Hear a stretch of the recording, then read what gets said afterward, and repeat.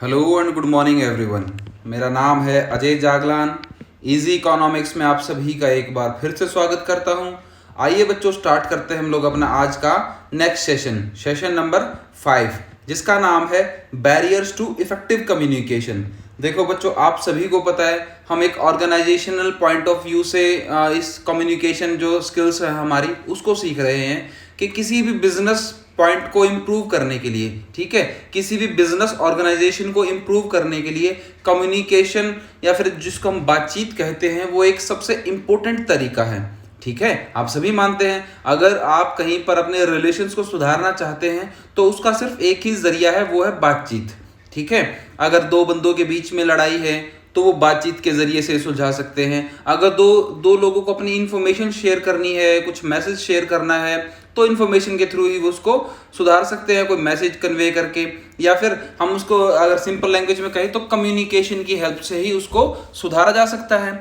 आज हम बात करेंगे कि उस कम्युनिकेशन के बीच में, ठीक है, जो इफेक्टिव कम्युनिकेशन स्थापित होता है ना, इफेक्टिव कम्युनिकेशन हो रहा है सेंडर और रिसीवर के बीच में, उसके बीच में कौन कौन सी अलग अलग टाइप की प्रॉब्लम्स कैसे कैसे आती हैं। बैरियर्स मतलब जिसका होता है बच्चे कि प्रॉब्लम्स, हर्डल्स, ठीक है, रुकावटें। काफी सारे शब्द हैं इसके, पर्यायवाची हैं या फिर सिनोनिम्स हैं कि भाई कौन कौन सी रुकावटें ऐसी हैं जो इफेक्टिव कम्युनिकेशन के बीच में आती हैं। तो कहता है कुछ ऐसी है। पहले कहता है कि एक फिल्टरिंग एक प्रोसेस होता है बच्चे। क्या फिल्टरिंग? देखो कि इंफॉर्मेशन को मैनिपुलेट करना। मैनिपुलेट का मतलब होता है जो ओरिजिनल कॉपी होती है ना इंफॉर्मेशन की, उसके अंदर छेड़छाड़ करना और उसको चेंज करके नया बना देना।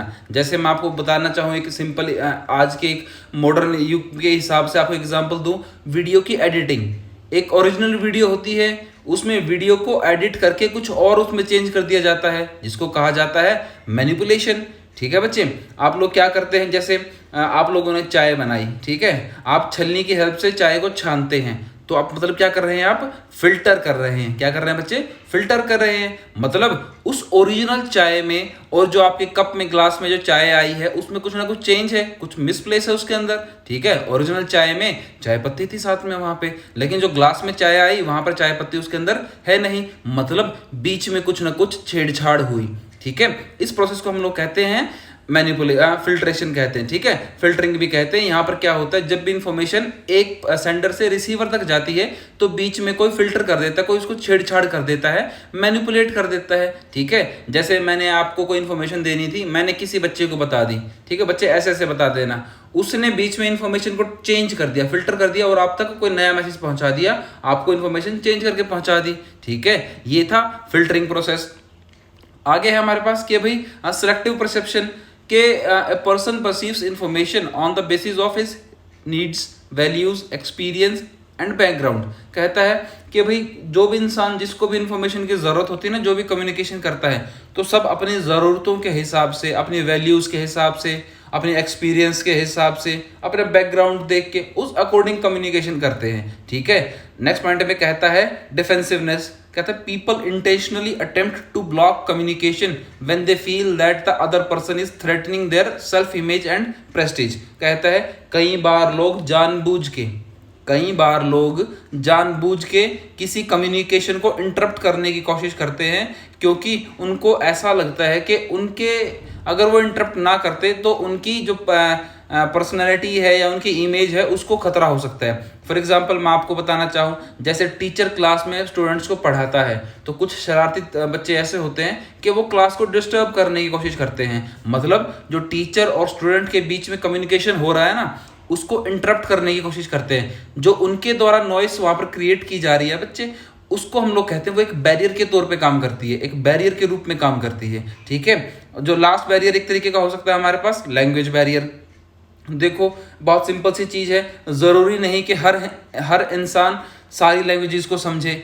मैं हिंदी समझ सकता हूँ, ठीक है, इंग्लिश समझ सकता हूँ, हल्की फुल्की पंजाबी समझ सकते हैं हम लोग, लेकिन ज़रूरी तो नहीं मुझे तमिल भी आए, ठीक है, तेलुगु भी आए, कन्नड़ भी आए, मुझे रशियन भी आए, फ्रेंच भी आए। ज़रूरी नहीं कोई मुझसे फ्रेंच में बात करेगा तो लैंग्वेज हमारे बीच में क्या बन जाएगी, बैरियर बन जाएगा, रुकावट बन जाएगी, क्योंकि वो जो बोल पा रहा है वो मैं समझ नहीं पा रहा, सुन तो पा रहा हूँ लेकिन उसको समझ नहीं पा रहा, तो लैंग्वेज भी क्या बन जाता है, हमारे पास बैरियर बन जाता है। ठीक है बच्चे, ये कुछ पॉइंट्स थे जो कम्युनिकेशन के बीच में बैरियर के तौर पर काम कर सकते हैं। ठीक है, ये कुछ पॉइंट्स थे।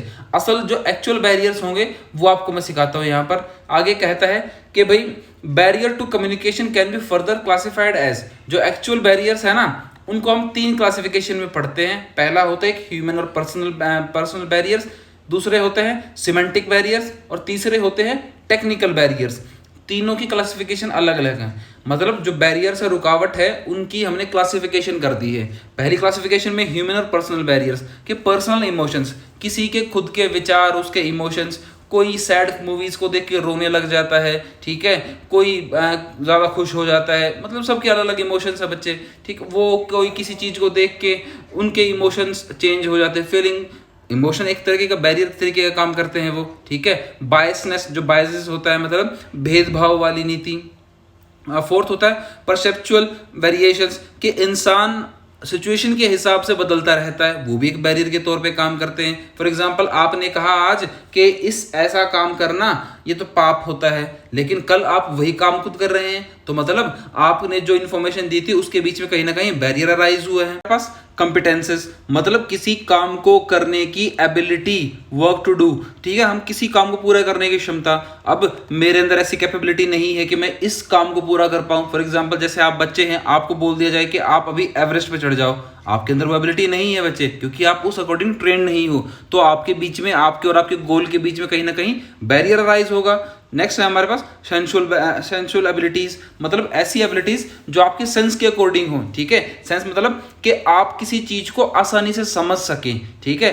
आप इतनी मैच्योर थिंग्स को अभी समझ नहीं पाएंगे, लेकिन जो चाइल्डिश थिंग्स हैं उनको आसानी से ग्रैब कर लेंगे, आसानी से समझ लेंगे उनको। और लास्ट है हमारे पास मेंटल फैकल्टीज, मतलब क्या बच्चे कि जो आपका मेंटल लेवल है वो किस अकॉर्डिंग है। देखो बच्चे, जो आपका मेंटल लेवल है अभी, जो हमारा मेंटल लेवल है या जो हमसे एज्ड हैं उनका मेंटल लेवल है, सब में डिफरेंस है बच्चे, ठीक है।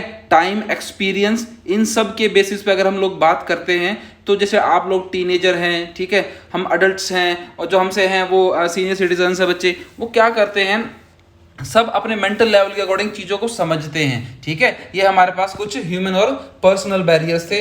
अब आते हैं हमारे पास कुछ सिमेंटिक बैरियर्स। सिमेंटिक बैरियर्स ऐसे होते हैं कि भाई जैसे फॉर एग्जांपल आप वर्ड इंटरप्रिटेशंस, मतलब कि आप शब्दों को ना समझ पाए, ठीक है। अब कई वर्ड्स ऐसे आते हैं बच्चे कि आप उनको ढंग से प्रोनाउंस ना कर पाएं, ठीक है। आप उनको प्रोनाउंस नहीं कर पाएंगे तो सामने वाला उसको समझ नहीं पाएगा, ठीक है। आगे है गेस्चर डिकोडिंग, मतलब क्या, देखो ये मैंने गेस्चर डिकोडिंग बोला है बच्चे, कई लोग इसको जेस्चर भी बोलते हैं, कोई इसको गेस्चर भी बोलता है, ठीक है।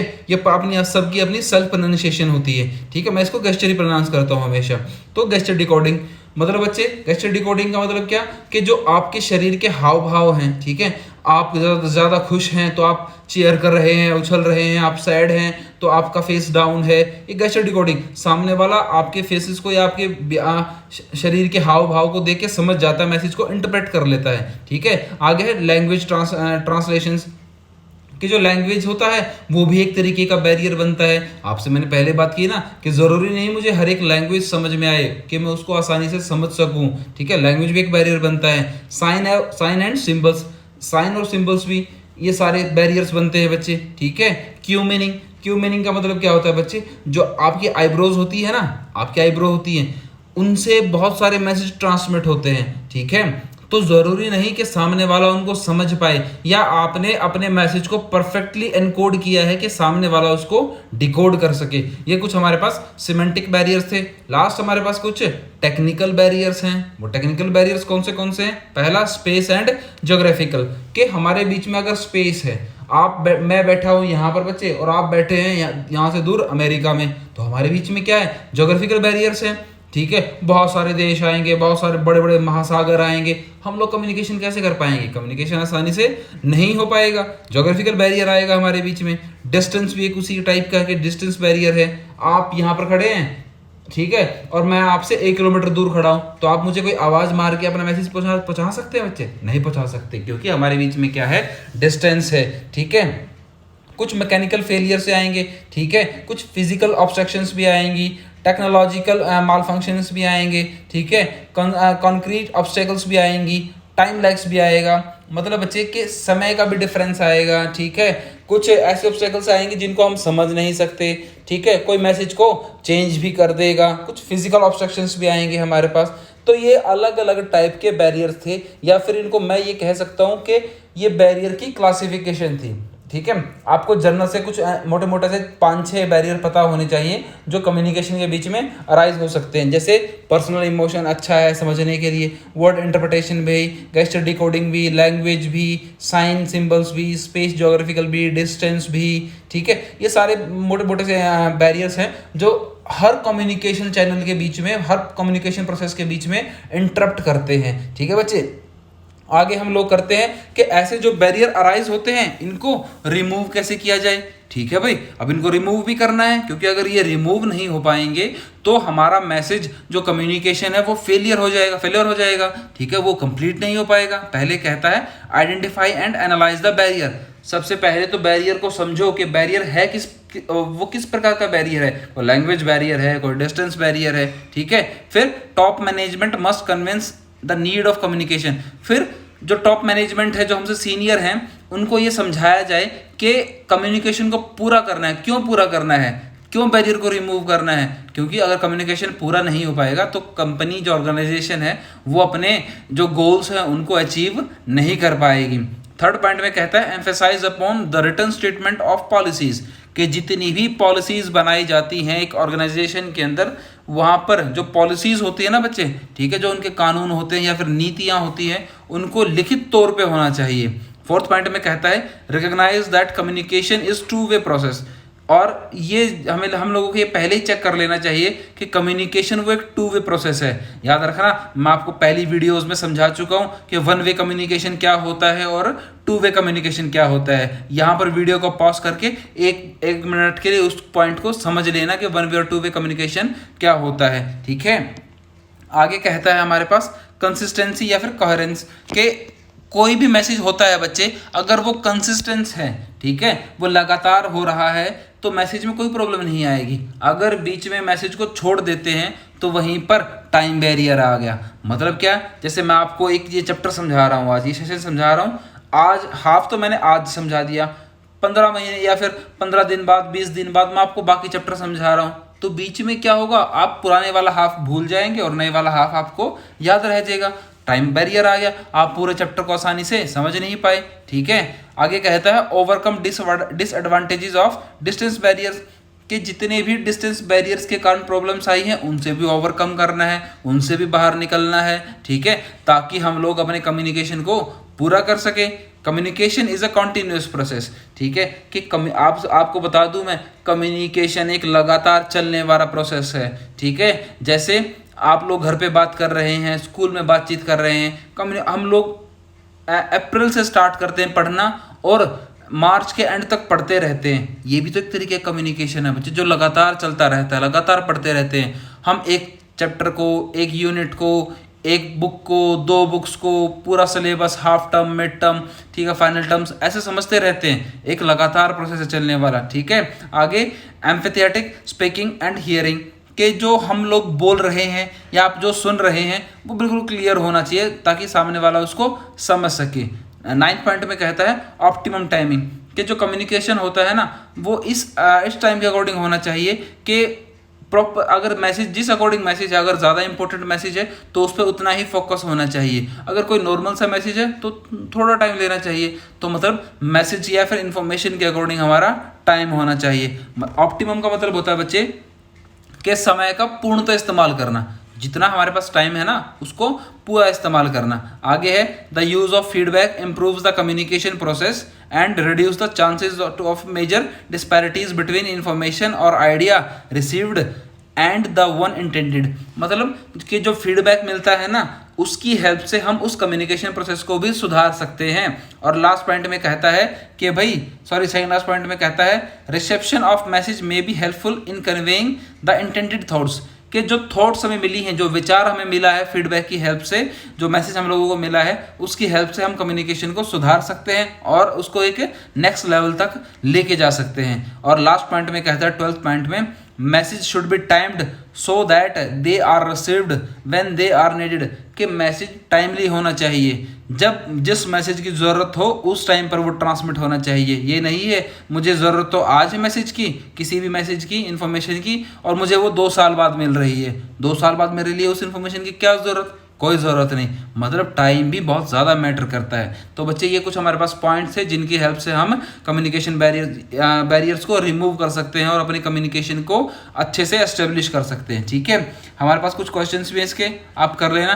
पहला question, define the barriers of communication, कि कम्युनिकेशन के अंदर जो बैरियर्स होते हैं उनका मतलब क्या होता है, उसको डिफाइन करना है। सेकंड पॉइंट में क्लासिफिकेशन ऑफ कम्युनिकेशन बैरियर्स, के जो क्लासिफिकेशन है, अलग अलग टाइप्स के बैरियर्स हैं वो समझाने हैं। और लास्ट पॉइंट में क्वेश्चन में है how to improve the barriers of communication, कि कम्युनिकेशन के बैरियर्स को इम्प्रूव कैसे किया जाता है, उसको रिड्यूस कैसे किया जाएगा, रिमूव कैसे किया जाएगा बैरियर्स को। ठीक है बच्चे, आज के वीडियो में सिर्फ इतना ही।